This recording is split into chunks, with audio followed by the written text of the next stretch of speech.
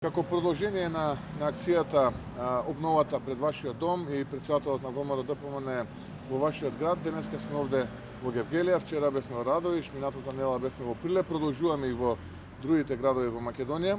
Разговараме со бизнис заедницата, разговараме со други целни групи, разговараме со граѓаните околу реалната состојба во државата, она што можеме ние како ВМРО ДПМН да го вклучиме во нашата предизборна програма, но и она кое што цениме дека практично ќе дојде како корисен совет и корисна навигација од страна на сите овие целни групи, вклучително приоритет даваме на стопанството, бидејќи без здрава економија, без здрав реален сектор, државата практично и не може да напредува. Денеска сме овдека во Гевгелија, посетивме два такви стопански производни капацитети, разговаравме со сопствениците, мислам дека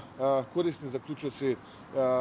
произлегува од тие состаноци. Дел од тие препораки се веќе предвидени во рамките на програмата Обнова на Македонија, но дел ќе бидат и предвидени. Но она што останува навистина траурно и она што останува тешко, се сите оние порази кои што практично изминатиот месец веднаш после отпуштувањето на новата 2020 изборна година ги доживува нашата земја, а тоа се сите оние порази на оние ранг листи, би рекол популарно кажано, на реномирани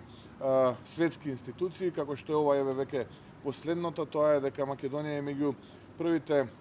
во Европа подлив на мозоци, потоа претходно имавме исто таква една статистика објавена од страна на реномираниот економист дека практично Македонија е меѓу водечките земји во Европа по невработеност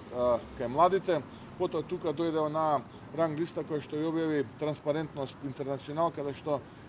Македонија е меѓу најкорумпираните држави во светот, на 106-то место, практично пат од цели 13 места, падот на индустриското производство, падот на бројот на вработените во рамките на индустријата, сето она кое што беше наречено хибриден режим од истиот оној економист, сите оние скандали, корупција во здравството, во сите сфери практично не треба да ги обесхрабруваат граѓаните,